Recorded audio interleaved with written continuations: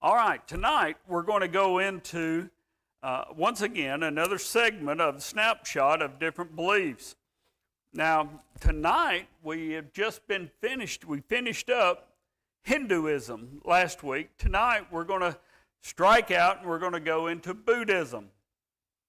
Now, Buddhism is a different animal than really Hinduism is. And I don't mean that as anything derogatory. It just means it's a different creature. How you look at it needs to be different. And that's what we want to do tonight. We see the image on the screens tonight is that Buddhist, and he is meditating. He is meditating, and he's assumed that position of meditating. And he's in a tranquil setting. He is surrounded by light, and it's amazing how calm and serene this looks, as it is probably he feels like it may be in his life. But when you're looking for absolute truth in anything of this belief system, you won't find absolute truth, because it doesn't give absolute truth, because there's a whole different array of things that take place that you'll see here as we go through it. So let's go on and we'll get started. So absolute truth is what? It's on the screen, an illusion. An illusion. So let's look now and we'll see. Let's do this timeline. We've tried to do that every time. We've tried to do a timeline and try to give everybody kind of an understanding of where we are in the scope of how, from the religious standpoint, in the scope of the timeline of these different snapshots of these beliefs. We see God's chosen people there in the very beginning, 4018-12. We see how that came about. We see Hinduism next. And then we see Buddhism has come up, and it's along about 520 to 563 BC. Now, there is a 40-year gap here, 43-year gap, that is hard to span, because this timeline is a rough timeline. You give or take 50 years, no matter which way you look at it, because the history of this isn't exact. So we need to look at it from that standpoint. So we see here Buddhism, and we see it 563 is the highlighted portion. Well, in 560 to 563, within give or take 10 years, this is the birth of Buddha. This is when he was born. And it is really the beginning, because he was taught of his father a totally different way of life besides what he decided to live. And then we see Christianity follows, and then we see Islam, Mormonism, Seventh-day Adventism, Jehovah's Witness, and then we see Scientology. So we see this different timeline is important for us, and what we want to narrow the scope down to tonight is Buddhism. Now let's go to the next slide, and let's see if we can't at least pick up a picture of what we're looking at. All right, now we've got a whole different way of looking at it. We see the birth of Siddhartha Gautama, who is the founder of Buddhism. That's 520 to 480 BC. So somewhere within that 40-year range, he was born. And this is when all of this began. It actually began with his birth, because they trace everything back to his birth. So we pick up there in order to understand. And then we see his death, 440 to 400 BC. We see the death of Siddhara Gautama. Siddhara Gautama, we see his death. And so how old was he? He's about 80 years old when he died. Now, you know, my mind goes back, and you have to ask the question, all right, if he was 80 years old when he died, and he was the creator of this religious format, then did he do it in the 80-year period of time that he lived? Well, of course, the answer is no. Why? Because now they believe in reincarnation as well. So he had traveled through multiple lives before he had come to this point. So at his death, see, that was the end of his life. So at his death, what did he achieve? He achieved enlightenment. So therefore, he was able to get off the wheel of karma. So he got off the wheel of karma because he became enlightened. And that was enlightened of everything of this world. Really, his baggage was nothing. When he went to the airport, he did not have to check on anything because he wasn't carrying any worldly baggage when he checked on the plane to get off the wheel of karma. He just simply went off into nirvana, and that is their form of heaven. So we see that here, and it's important for us to grasp that because we see that he was the first one, and because of that, and living so many lives, so they say, he was able to finally achieve nothingness. And that's basically what it means. He was nothing. He ended up being nothing. And he checked out, got on the plane, and flew away into the cosmos out here and became part of it. So I realize that I'm going to butcher a lot of these names, so forgive me if you can pronounce them way better than I can. But the next slide, the next particular spot, we see Theravada Buddhism. Now, Theravada Buddhism was the very beginnings of Buddhism, but I want you to notice the time span. It's 300, it's in the 3rd BC, it's in the 3rd century, and we see it of BC, and we see it here, and it is the roots of Buddhism. This is how everything began. This is the tenets that Buddhism was built on. And it's important that we understand that. So we see it at the first. So actually, it's the most conservative branch of Buddhism. Now, each of the following are branches of the original Buddhist gesture of a belief system. So all three of the next ones, the Theravada, and we see the Mahayana, and we see the Vajrayana.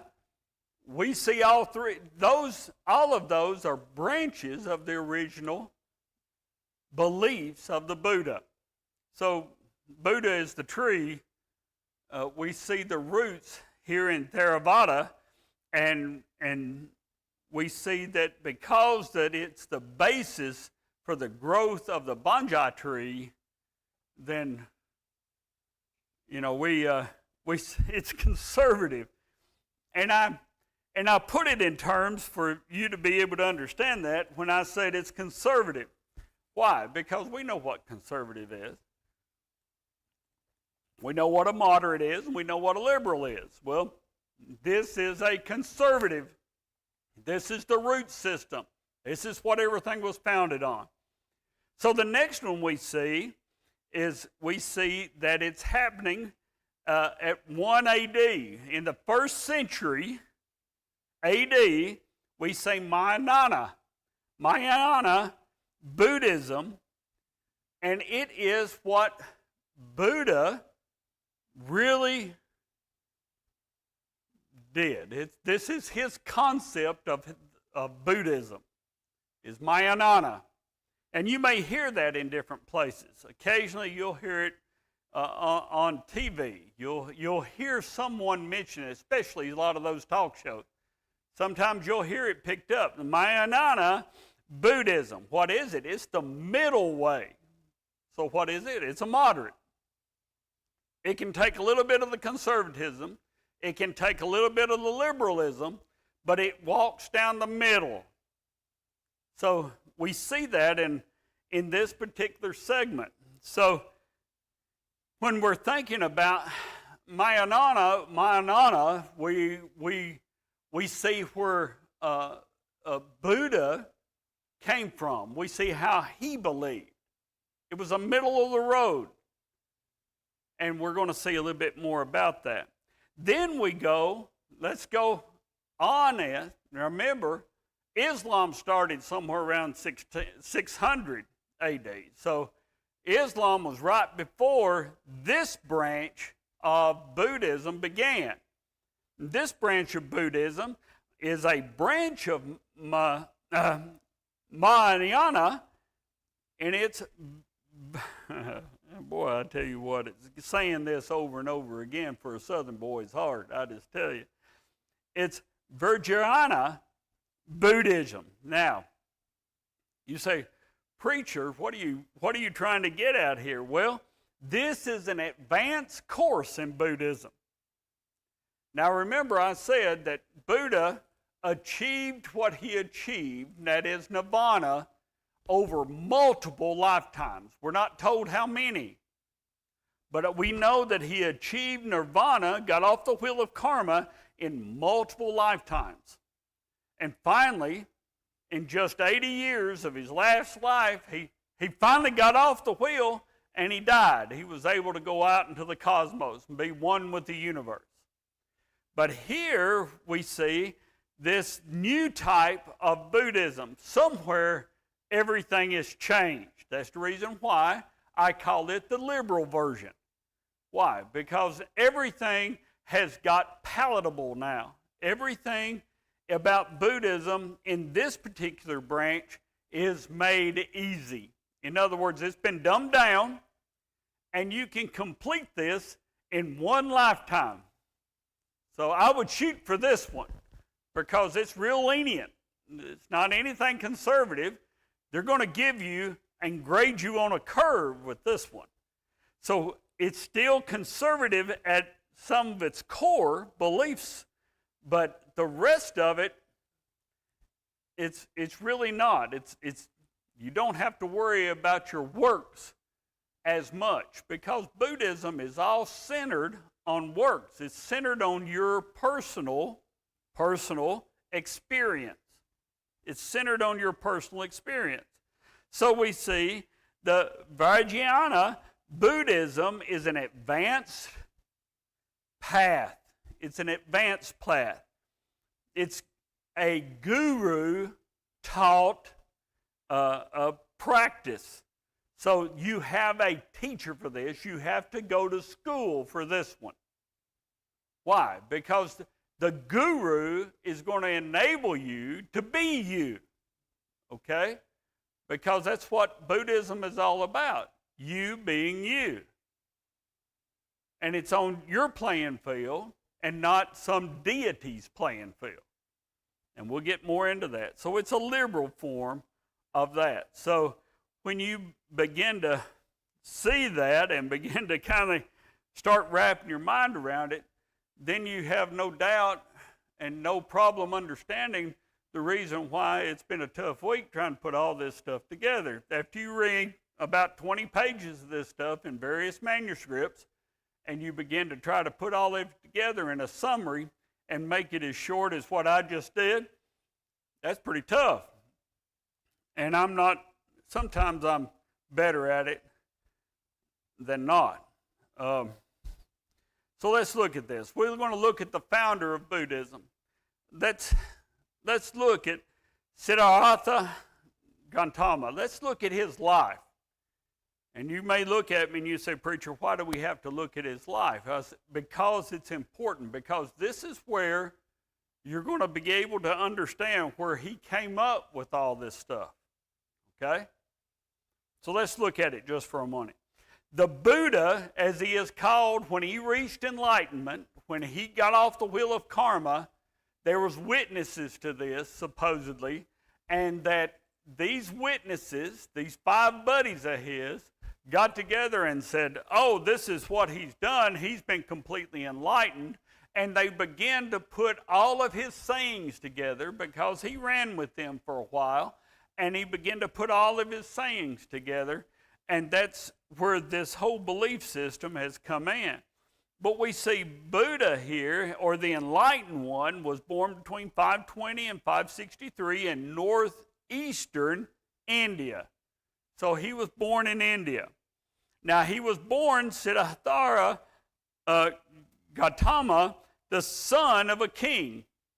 His dad was the king of a country. Now he was protected, if you'll notice what I'm saying, he is protected from anything that would affect his life in a negative way during his early life. All right? So let me give you the story. I can't put it all on a screen because we'd be here forever. So let me just kind of summarize it. When he was born, his mother died a week later. His raising was taken up by her sister, who was the second wife of the king. The first wife was his mother. She passed away, and the second wife was her sister, and she raised him. Now, so she just literally became his mom. Well, the king wanted the best for his son, and he lived in the lap of luxury for that time period when all this was going on, and for that section of the then known world, he lived in luxury compared to everybody outside of the palace and everybody outside of the inner city. He lived in luxury. So when we begin to look at that, we see, there it is, there was a prophecy talked about him. What was the prophecy? We see an old sage in the palace prophesied to the king about his son. Now, what was the prophecy?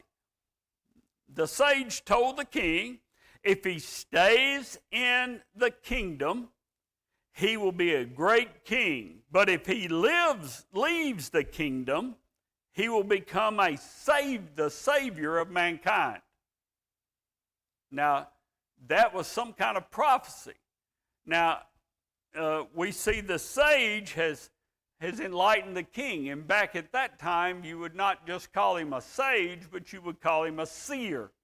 He was an individual that looked into what they term today a crystal ball, but he had contact with the cosmos, and he knew what was going on, so he gave the king this prophecy. Now, you go, preacher, why are you giving us all of this? Because if you don't understand this, you'll never understand all the other aspects of Buddhism that hopefully we'll be able to cover next week that plays into his lifestyle here. So let's look at the next point. It said, with reluctance, the king gave Siddhartha permission to go see the world. Now, Siddhartha had a swelling up that was deep inside of him. Now, you've got to understand, the king, he realized the sage could be right about what he was saying. So what the king did, he said, my son is not allowed to leave the inner city. He can't go past the inner city walls. In other words, he had to live in the palace all of his life.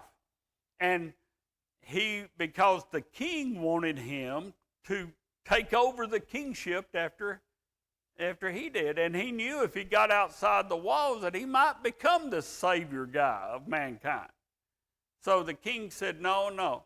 So he provided Siddhartha, he provided him with everything that was beautiful, everything that a man could ever desire, a boy could ever desire, and he had everything in the lap of luxury, but there was a stipulation. The stipulation was that nobody could present anything negative in front of him. So they couldn't say that it's dark outside. That would be a negative statement. They would always have to say it's as light as it needs to be. It was never a negative. So, and the people that were sick, they were drug off the street and into the houses because he could not see them in the inner city, because the king didn't want anything to disturb his son's thoughts. He wanted him to have a perfect world within that palace, so he would be the one that would take over the next king, be the next king. But Siddhartha, he desperately needed to get out of the palace and out of the inner city. So he went to the king, and he just told him, the king was elderly by this time. He was somewhat sick, and he just told him, said, I want to see the world. There were stipulations to that. In other words, when he had left, he couldn't, the people that were with him were not supposed to let him see anything negative in the world that he passed by. And this was an important statement. Why? Because they did not want him to be hurt by anything that he would see. But in his travels of the world, after he got out of this palace, we're talking about Buddha here. We're talking about the guy that was so enlightened. When he left the palace and he left the inner city and went out into the real world, well, they couldn't pull up all the bad things. They couldn't hide everything from him. And so what did he do? In his travels, he saw 4 sights that would change the direction of his life. Now, what are those 4 sights? The first sight that troubled him was an old, derelict man. He saw an old, derelict man on the street. In shambles, he did not have the right clothes on. He didn't have enough clothes on. He was ragged. He was old. He was crippled. He was not getting around. And Siddhartha saw this individual, and he turned around and he said, why is this man like this? Well, his consort looked at him and said, there are some in this world that do not have your riches. And this is what they look like when they're impoverished, when they get older. Well, it just troubled him. It just kind of worked on his life. Well, the second sight that really started to move him was a very sick man. They had laid this man out on the street because they were afraid they were going to get the same disease this guy had, and he was laying on a litter on the street, and Siddhartha, when he drove by, he saw this man, and he was concerned because this man was filthy, he was nasty, he was coughing, he was gagging, he was sick. And so he looked at his consort and said, why is this man like this? And his consort looked at him and said, if you live in this world, then inevitably you're going to face sickness. Inevitably you're going to end up facing pain. You're going to end up suffering. He said it's just a rule. In this world, you're going to end up suffering like that. It may not happen to everyone, but it will to the most. Well, Siddhartha was quite upset over that, and it just moved his heart, moved his life. Then the third portion of this. The third sight that upset him was that of a funeral procession. Now he's seen a funeral procession with a corpse laying on a litter on its way to be cremated, and then everybody that followed it was weeping. Now, are y'all getting this? Some of you do. You need to think about it, because now he's seen a dead man. Now, he's never been exposed to any of this in his life. Now, he's in his teens, late teens, and he's seeing all this stuff, and it's for the first time, and he looked at his consort, and he says, "Why is this man like that?" And his consort looked at him and said, "If you live long enough, it's going to happen not only to the ones in poverty and the ones that are sick, but it's going to happen to the rich as well. Everyone faces death." Well, why are they weeping? Because they're mourning, because their loved one has passed and he is dead. Well, it just upset him to no end. Now, he's been troubled by what's going on. He's been moved by what's going on in his inner being. And now that he's seen this, he is tremendously upset. He's almost distraught. They continued on their journey. And then the fourth sight shocked him. Just literally shocked him, because he had been exposed to some of the palace ministers before. And they fared pretty sumptuously in the palace. But all of a sudden now he saw this holy man, this monk, and it shocked him, because why? The monk was begging for his food on the street. And Sitahara looked at his consort and said, "Why is he doing that?" And this consort started to answer, and Sitahara goes, "No, don't answer. That's what I want to be. I want to be that guy. I want to be that monk begging on the street. I want to be." Why? Because the monk had a smile on his face. Well, if you're a beggar, if you've got a frown, you're not going to get much in that cup. So now we see that we got a beggar monk on the street, and he is smiling. Well, Sitahara considered that to be an omen, and he said, "I want that to be my life." So he went back to the palace, and he goes, "Dad, I'm leaving home. I'm going to be a derelict, old, sick monk. And there's going to be people weeping about me." And his dad just couldn't believe his ears, I'm sure. But there was a catch to him going to see the world. What was that catch? Why did his dad let him? First of all, he had to marry and have a son. Now, I don't know how many children he had before he had a son. It might have been on the first try, or it may have been on the last one. I don't know. But he had to have a son. Why? Because now the king had an heir to the throne. So, yeah, you can go see the world. Well, he wasn't smart enough to think about that one, I don't think. But he left, and he went to be a monk. Well, the ending of this story is this. When he went to be this monk, he did. He went and traveled. He wandered all over what we would call then the then known world. And he lived in poverty. He begged for his food. He did everything. But he was following the scriptures. He was following those things that were set about in Hinduism. He was following their Vedas.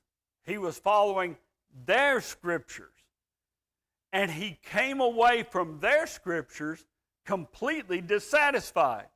These were not doing him any good. Now, he still had royal access, and he still could be able to get copies of all this. But these scriptures were not doing him any good, and he said, "There's got to be a better way." And so with that, he began to write his own. Now, what you're looking at on the screen in this picture in particular. I've not mentioned a picture up until this one. In this particular picture here, you see the three jewels, and that's what they call the three jewels, are the Holy Trinity of Buddhism. Okay? Now we see how everything is copied from one time to the next. Now, Christianity hasn't officially come on the scene, but Buddhism is bumping right up against it. So, Christ and everything that is going on, Christ hasn't arrived yet, but the Old Testament prophets had already been there, done that. So now you're seeing where the minor prophets and even the Maccabees during the 400 years of silence and their adherence to the Jewish traditions came into play into the formation of Buddhism. So when you begin to look at this, we see these three jewels. So what are the three jewels? See, he became the savior of mankind, so he's at the beginning. Buddha, that's one of the first ones. But seeing how Buddha realized that the only way that you could ever get away from pain and suffering is to find pain and suffering. Now, that doesn't make a lot of sense to us, but evidently it did to him. So we see Buddha in this. Well, what is Dharma? We see Dharma, the blue circle, Dharma. What is Dharma? That is the tenets. That is the four noble truths that we'll go into next week. And it is not only that, but it's the 8 paths that they follow.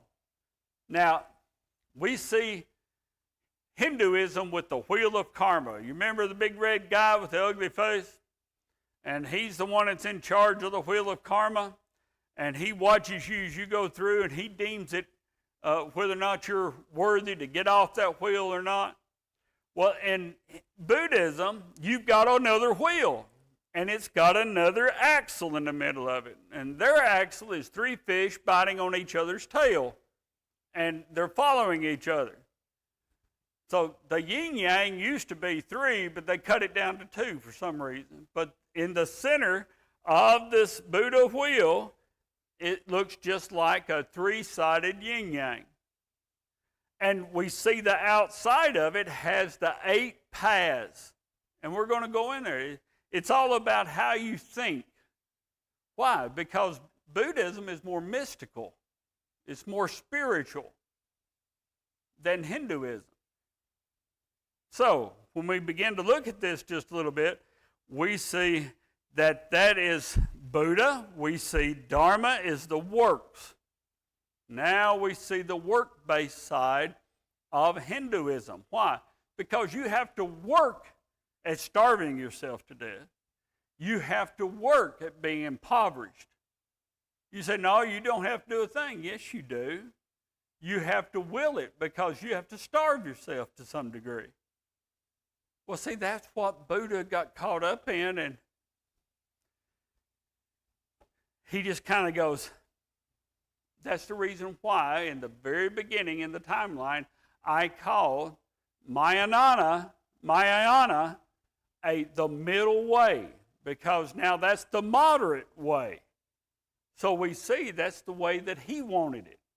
He didn't want to be so impoverished that he couldn't eat, but he didn't want to be so wealthy as he was before in the kingdom, being so protected by his father. So what did he do? He became middle class.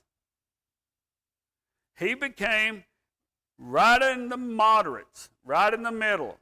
He decided, I'll have enough to eat, but I won't be so wealthy to draw attention and to think that I base everything on that. That's the reason why Buddhism is called a life of balance. A life of balance. That means everything equals out. Everything equals out. And the last one is Sangha. And what that is everybody that believes this. So it's the from the gurus to the pews in the meditation room. That's who these are. So Buddha is not about himself as Hinduism was. Hinduism was about self. Buddha is his tenets and his noble truths and his paths is not about himself as much as it about others finding enlightenment. So he's thinking of others. Now, who does that tell you about? Now you begin to see the comparisons that we'll go into next week. We'll see the comparisons between Christ and Buddha and how they have made those over the years and made them so fluid that you'll believe it. You'll read it and you'll go, well, that makes sense. They just make it sound so cushy. Everything works great. So when you begin to think about this, you see the three jewels, which is Buddha, Dharma, which is your works, or your experience. Life is all about your experiences. Why? It's all about you. You're trying to be something yourself better than you are. Now, if you're a sinful creature to begin with, you're going to remain a sinful creature unless there is an atonement made, and that comes through Jesus Christ our Lord. And I tell you, this is tremendously, and I think it's on the next slide, this is tremendously, you could call it atheistic. So let's look at this last slide, and we'll see what it is. We'll see a stupa. Now, what is that? That is a dome with a spire on top. And you go, okay, what does that mean? That is a place of meditation. Where else can you see those at? These domes with a spire on top. Huh? Yeah. You can go to Washington and see a bunch of them. Now, you begin to think about the construction. This happened long before Washington ever thought about anything, building any kind of building. But you see a dome, and you see a spire on top. Only for the Christian, it means it's pointing to God. But that's not what it means to Buddha, because everything links back to Buddha. Everything. So, to them, it's a Buddha monument. But for us, we see the difference. So, Buddhism and its absolute truth is an illusion. Reality is defined by what? Personal experience. We've already said that.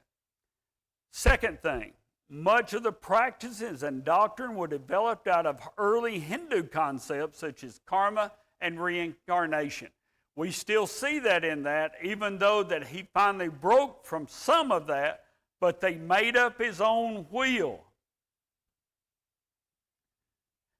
But you get yourself off. It does not have a big red guy with big feet and big teeth that takes care of it. The wheel's spinning, you've got to get yourself off. You've got to make a way for yourself. It's all about you. It hasn't got anything to do with any deities. That means God is not relative. Christ is not relative. Christ was just a good teacher. God is an unknowable existence. You can't know God. Now, you see that in Hinduism. So the third thing, Buddha called this path enlightenment or nirvana, and or better yet, nothingness. The middle way, because it avoids extremes of wealth and self-indulgence and poverty, because both of them cause poverty. Now, if you want to see a pure pacifist, you go find yourself a Buddhist. They don't believe in war. They don't believe in fighting. They will not lie to you because they won't say anything to you that will require them to lie to you, because that would be out of their concept of their beliefs. They just simply won't say anything to you. They are not looking to try to win you over, because their life is their example. Remember, it's all about experience. They're trying to get off of their wheel. Now, I just wonder, how many lives some of these people think they've lived. Every time they hiccup, maybe they start another one. I don't know. I'd hate to think every time I learned something new, I started a new life. What now? Yes. Yeah. Well, you got to have something that shines. It's enlightened.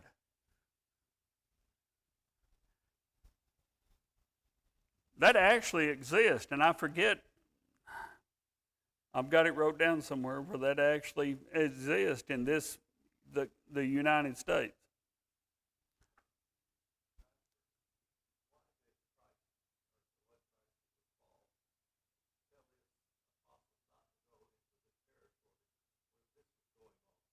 Yeah. Yeah. God told Paul he wouldn't let him go into that area.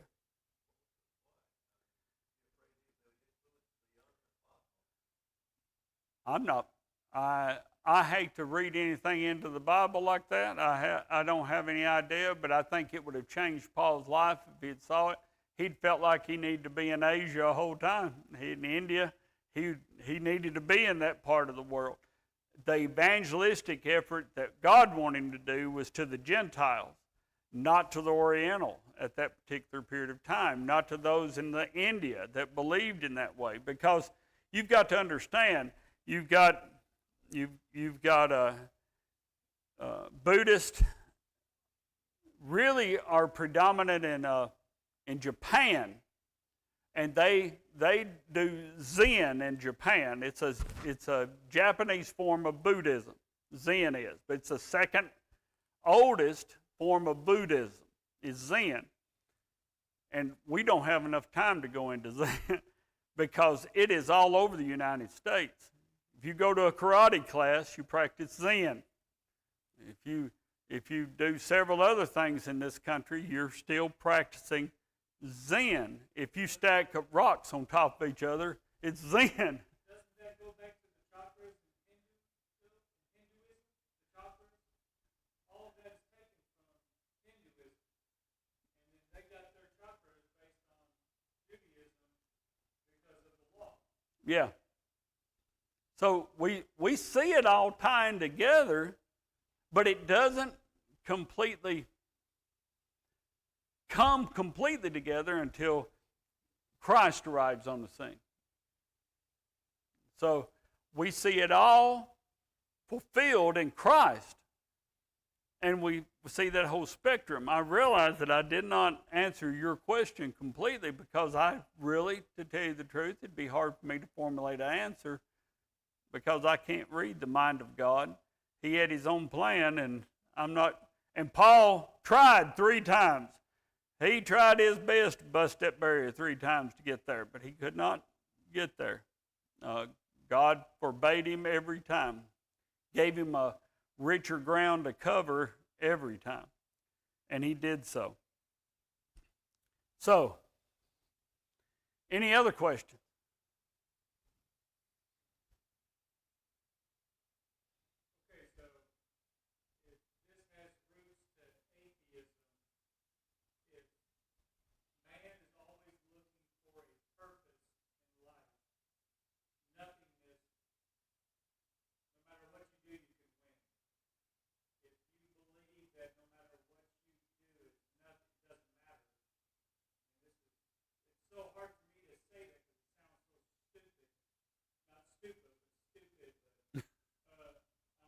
Because he gave up wealth, they worship him.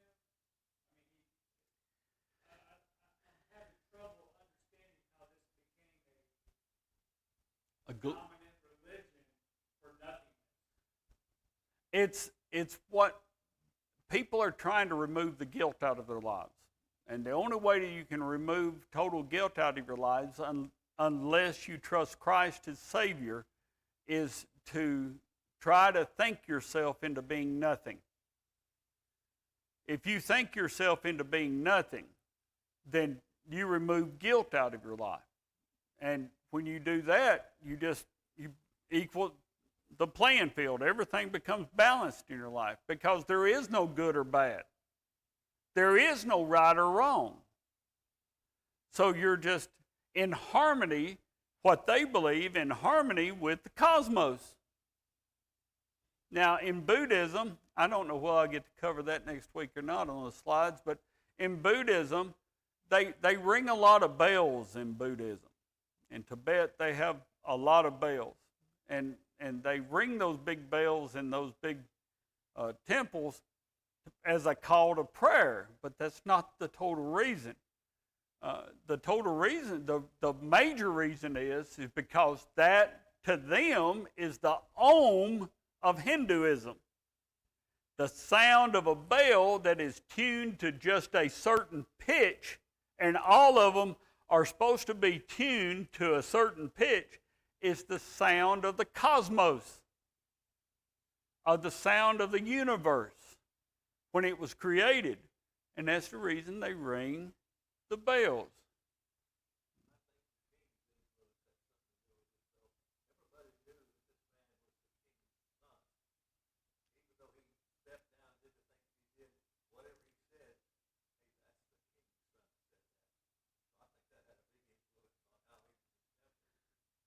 Yeah, I'm sure since this guy tried the impoverished part of his life, and that didn't exactly work. Well, let me just tell you the story. I'll probably tell it again next week. How he ended up becoming enlightened. He went and he found a fig tree. Now, they'll call that tree today in Buddhism a boami tree.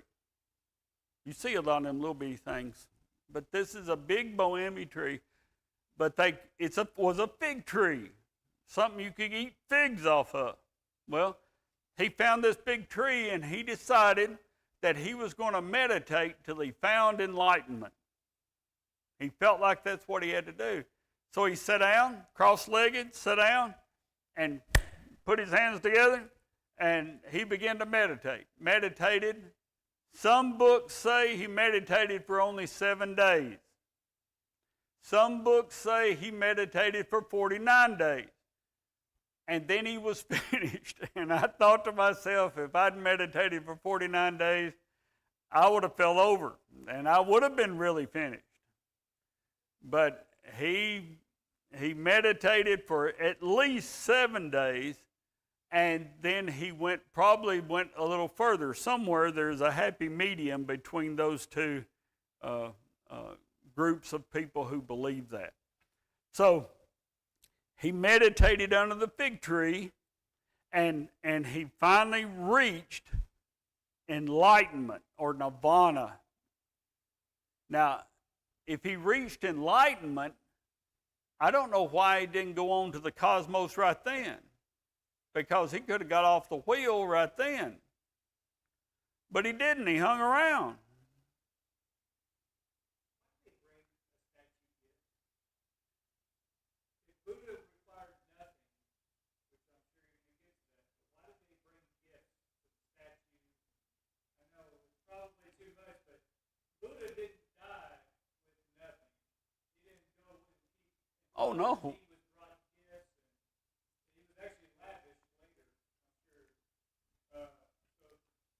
See, they could give him gifts. He couldn't earn anything because that would be trying to work his way into something or out of something. He couldn't work to do that. That would be, so people could give him gifts, and that was the moderate. He was, remember, middle way. He could accept those things. But why did they give the statues a gift? It's the same reason they feed the statues in Hinduism. Those things get hungry. and you've got to take them to their table and feed them food to make them fat. So that's the same difference. People that have Buddhas in their house, they really don't understand what that really is, concept is all about. But according to Buddhists, that statue is alive. And you're starving it if you don't feed it. Put a piece of candy in its hand sometime. See if it goes away. And if you've got a 3-year-old kid that can reach up there and get it, I guarantee you that candy will go away. So, yes, every bit of this is just a little bit hard for us to fathom. That's the reason why this whole concept of all this in Buddhism, hard for me to change gears from Hinduism and see Buddhism for what it is. But next week, we will see their 4 noble truths, and then you'll begin to see who they really, really and truly worship. The person in the mirror. It's not Jesus Christ. It has nothing to do with Jesus Christ. They say terms like God and Christ, and they make it sound so wonderful, but it's not the God that you serve. It is not the Christ that you know. It's just not. It's important for you to grasp that. Don't get pulled into this stuff. It sounds really good, but it's damnation packaged in a pretty package. Sounds good to be nothing, but the last time a guy in the Bible that swept out his house ended up with twice as many evil spirits in his house the next time than he did when he swept them all out the first time. Why? Because he did it himself. When God cast them out, they stayed out. So you need to think about that. All right. Any other questions?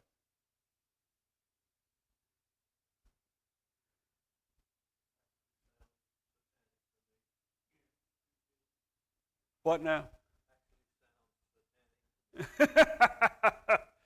They'll tell you that there's nothing satanic and nothing that's godly. Why? Because there is no such thing as good or bad. There is no evil. Didn't the Tibetan monks learn that the hard way? Weren't they annihilated one time, the Tibetan monks, because of that belief? No. Tibetan monks, were they annihilated because of the same beliefs? Tibet? Tibetan monks, they were wiped out because of this belief. Oh, yes. Yeah. They have been afflicted just like Christianity. That's one of their sell points, is that Buddhism has been afflicted just like Christianity. We've been wiped out because of what we believe. The reason they were wiped out was because they're pacifists. They no guns, no violence, no harm, no kill no animals, not even an insect. So if a mosquito lands on me, I'm supposed to let it drink all it can drink so it can get as much of me as possible without me killing it. Why? Because they can't kill an insect, because they can't take life. So they get wiped out because warriors don't like people that are pacifists. Why? They're useless. That's just being honest. Straightforward. Anyone else? I'm almost made a full circle. I'm watching the clock on the screen back there. Man, that's only 8 slides. Wow. All right. All hearts and minds clear. I praise the Lord for another opportunity to come to His house tonight, and I thank Him for